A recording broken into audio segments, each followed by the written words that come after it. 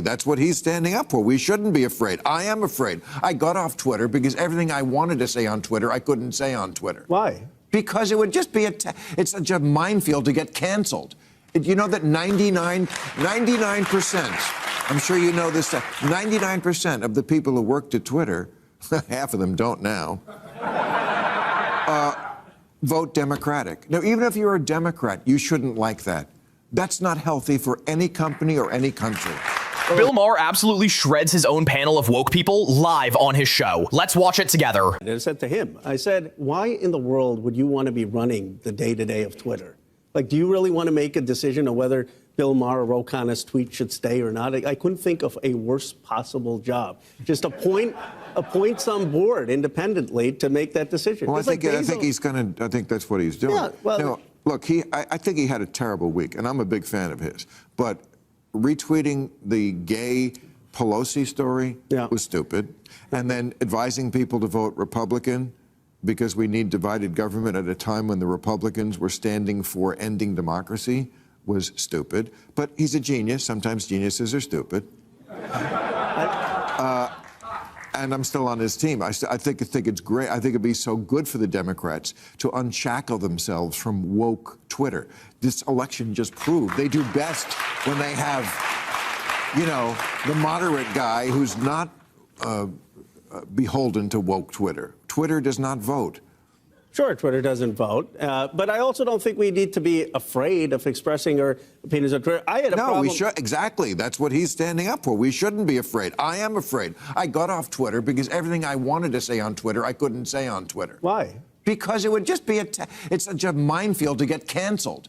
You know that 99%, I'm sure you know this, 99% of the people who worked at Twitter, half of them don't now, vote Democratic. Now, even if you're a Democrat, you shouldn't like that. That's not healthy for any company or any country. You know it's bad when even Bill Maher, the guy who's been a Hollywood liberal icon for decades, says he's scared to tweet. When people are scared to speak, it's not free speech, it's filtered speech. Imagine tweeting men can't get pregnant and watching your career disintegrate faster than your Wi-Fi on election night. Even if you're a Democrat, you should want balance because power without opposition becomes censorship with a smile. I'm not for censoring people on Twitter. I think that if you're going to incite, which I don't think ever did, but if people are inciting violence, that's different. Of course. So clean that up. Yes, but allow a free exchange of ideas. I have no problem with it. I have no problem with whoever Elon Musk wants to support politically. I mean, it saddens me that he's not supporting reason and the Democrats, but that's his First Amendment right. My problem is that you don't want him making decisions over the media forum. He should have an independence. I just like to tweet pictures of my dog on Twitter. I mean, things like exactly, that. Yeah. Well, I wonder, with all of this, especially in Silicon Valley, when do Democrats say that what happens at Twitter, what happens on Facebook is like a utility? It needs to be regulated like a utility. Is that going to be part of the discussion in the coming years in any way? Because it is confusing as a reporter to track who's in control, who should be in control, where does the First Amendment end if it ever ends? What is the story? Because a lot of people are arguing on Capitol Hill, it should be like a telephone company. But it's such a terrible analogy because the telephone, this is a free speech issue. A utility is like gas and power and stuff like that. But they're not television's regulated in a different way than social media. Is that a utility television? No. We're talking about FCC stuff. Bro, how does anyone not understand how any public thing like social media should work, like fundamentally? Just as we should be able to express our opinions in real world, we should be able to do so on Twitter too. Musk bought Twitter to save free speech, but then Democrats burn Teslas for it. Twitter doesn't need regulators, it needs referees, people who call fouls fairly, not silence the other team. Not just a place where you can say, whatever, it's your picture of your dog. He wants to have it like where you do your banking and like some of these other social apps. And if he gets rid of the bots, that'll help. And he's doing that, yes. Okay, Robert, Democratic strategist James Carville said Democrats would be better off looking harder at Mississippi than Florida following the overwhelming GOP success in the state. I don't know whether that's sarcastic or I don't know.